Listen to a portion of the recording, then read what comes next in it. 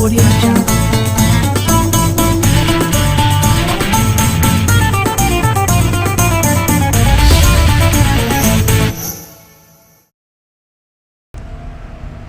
Assalamualaikum warahmatullahi wabarakatuh.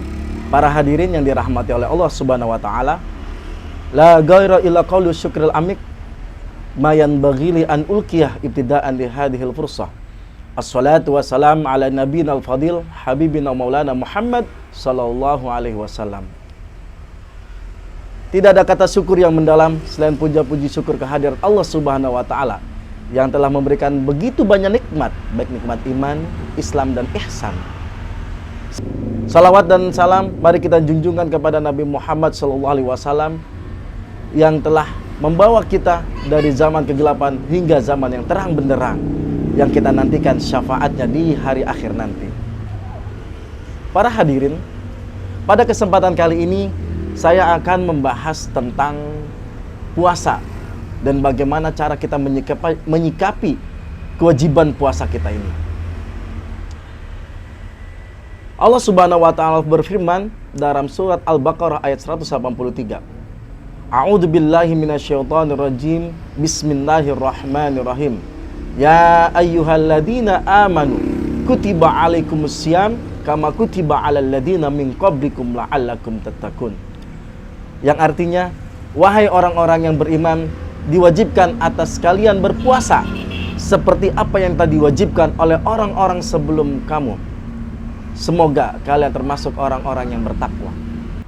Firman Allah Subhanahu wa taala surat Al-Baqarah ayat 183 yang saya sebutkan tadi mengandung banyak hikmah. Yang pertama, seruan yang telah diberikan oleh Allah Subhanahu wa taala khusus kepada orang-orang yang beriman. Ya ayyuhalladzina amanu. Wahai orang-orang yang beriman. Iman sendiri memiliki arti antu'minu billahi wa malaikatihi wa kutubihi wa rusulihi wal yaumil akhir wa qadarihi khairihi wa syarrihi.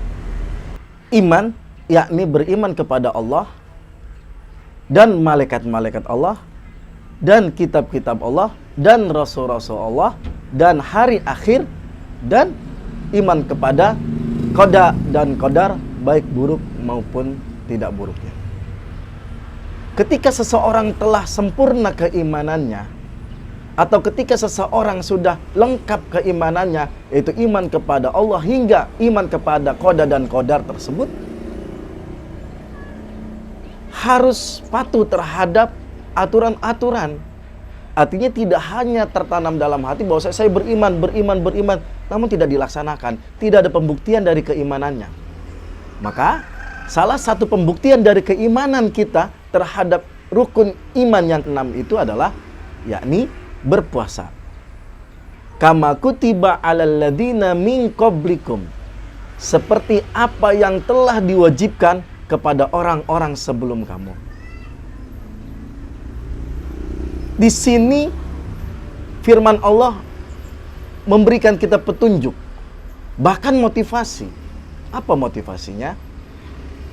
Allah Subhanahu wa taala memberikan percontohan.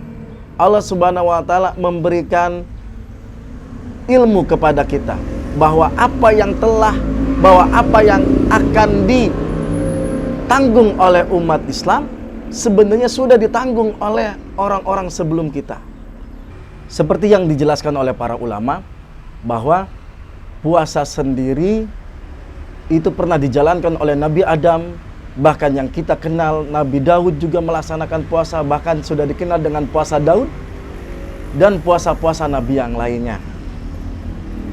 Dan dalam kitab ini, Syekh Muhammad Ali As-Sabuni menjelaskan atau menukil riwayat yang telah diriwayatkan oleh At-Tabari. Saya bacakan. Rawa At-Tabari bisanadihi anid-Duy annahu qala kutiba 'alan nasara syahru Ramadan wa kutiba alaihim alla ya'kulu wa la yashrabu ba'da naum. At-Tabari meriwayatkan dengan sanadnya dari Duy. Beliau bersabda, kutiba 'alan nasara syahru Ramadana. Diwajibkan bagi orang-orang Nasrani bulan puasa Ramadan. Wa kutiba alaihim alla ya'kulu wa la yashrabu ba'da naum. Dan mereka diwajibkan untuk tidak makan dan tidak minum setelah bangun dari tidurnya. Wala ayyankihu an-nisaa fi syahri ramadhana.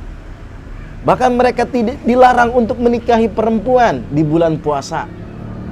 Fastadda 'ala nasara syamu ramadan. Orang-orang Nasrani merasa keberatan dengan apa yang dibebankan kepada mereka. Wa ja'ala yuqallibu 'alaihim fi syita'i was-shaib. Sehingga mereka melaksanakan kewajiban Ramadan ini terkadang di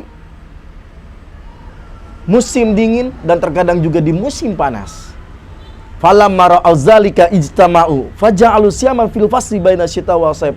Sampai akhirnya mereka sepakat, mereka melaksanakan kewajiban puasa ini di salah satu musim, yakni musim semi.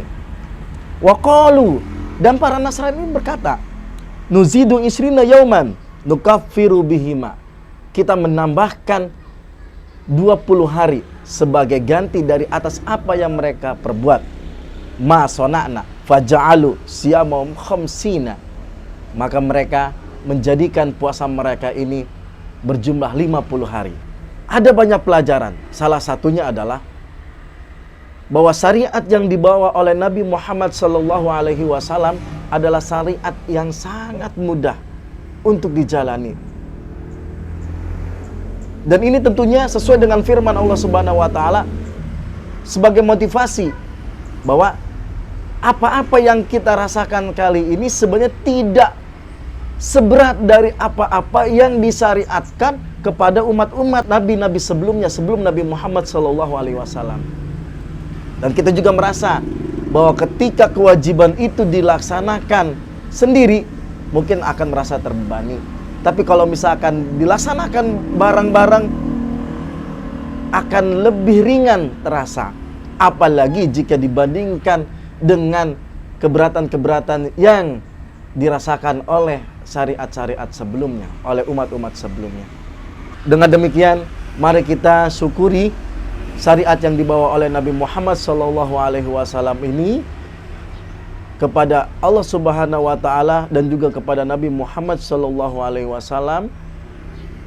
Bersyukur atas apa yang dibebankan kepada kita ini tidak seberat dari apa yang dibebankan oleh orang-orang sebelum kita.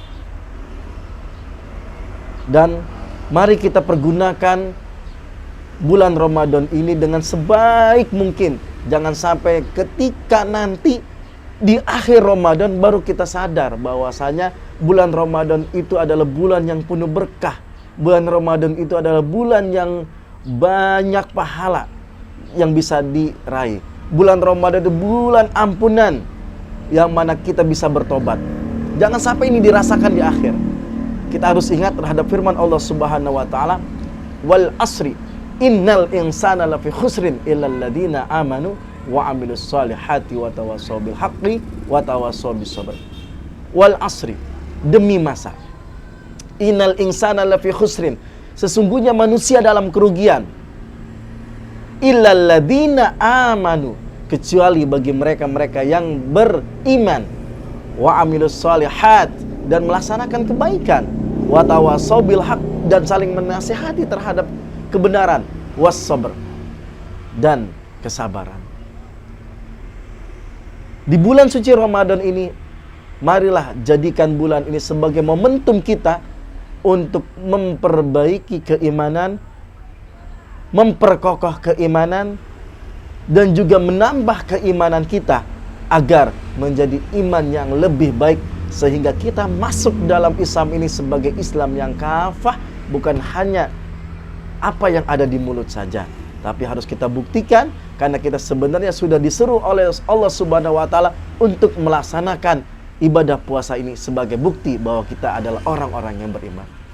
Mungkin ini saja yang bisa saya sampaikan pada kesempatan kali ini. Semoga bisa bermanfaat oleh para hadirin. Billahi taufik wal hidayah. Assalamualaikum warahmatullahi wabarakatuh.